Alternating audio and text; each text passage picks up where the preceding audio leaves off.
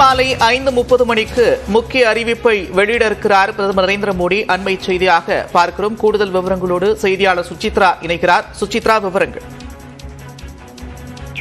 5:30 மணிக்கு முக்கியமான அறிவிப்பை தற்பொழுது பிரதமர் மோடி அதிகாரப்பூர்வமாக வெளியிட உள்ளார். அதற்காக அவர் நேரலையில் உரை நிகழ்த்த உள்ளதாக தற்பொழுது அதிகாரப்பூர்வ அறிவிப்பு என்பது பிரதமர் அலுவலகத்திலிருந்து வெளியாக இருக்கிறது.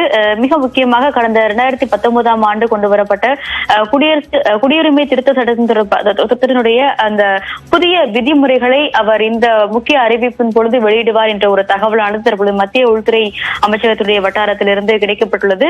கடந்த 2019ஆம் ஆண்டு மக்களவை மற்றும் மாநிலங்களவையினுடைய ஒப்புதலுக்கு பிறகு கொண்டுவரப்பட்ட இந்த குடியுரிமை திருத்த சட்டத்தின் மூலமாக அதன் பிறகு ஒப்புதல் பெறப்பட்டும் முழுமையாக அமலாகாமல் இருந்து வந்த நிலையில் புதிய விதிமுறைகள் வகுக்கப்பட்டு தற்பொழுது அதனுடைய அதிகாரப்பூர்வ அறிவிப்பை தற்பொழுது பிரதமர் மோடி இன்று 5:30 மணிக்கு வெளியிட உள்ளதாகவும் அதற்காகத்தான் அவர் இந்த நேரலை உரையை நிகழ்த்த உள்ளதாகவும் தற்பொழுது தகவலானது வெளியாகி இருக்கிறது.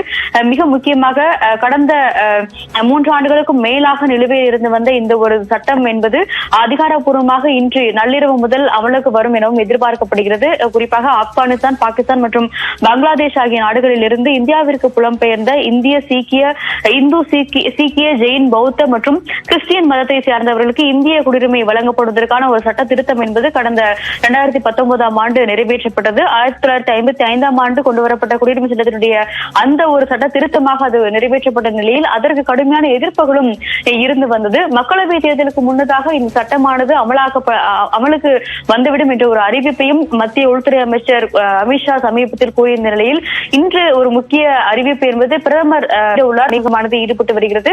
மிக முக்கியமாக அது குடியுரிமை திருத்த சட்டத்தினுடைய அந்த புதிய விதிமுறைகள் அமலாவது குறித்த ஒரு அறிவிப்பாக இருக்கலாம் என்ற ஒரு தகவலையும் தற்பொழுது மத்திய உள்துறை அமைச்சகத்துடைய அதிகாரிகள் வட்டாரம் தெரிவித்திருக்கின்றன. இன்னும் சில நேரலையில் பிரதமர் மோடி தொடர்பான அறிவிப்புகளை வெளியிடுவதற்கான வாய்ப்புகள் உள்ளதாகவும் அதற்காகத்தான் அவர் அந்த நேரலை உரையை நிகழ்த்த உள்ளார் என்ற ஒரு தகவலையும் அவருடைய அலுவலகம்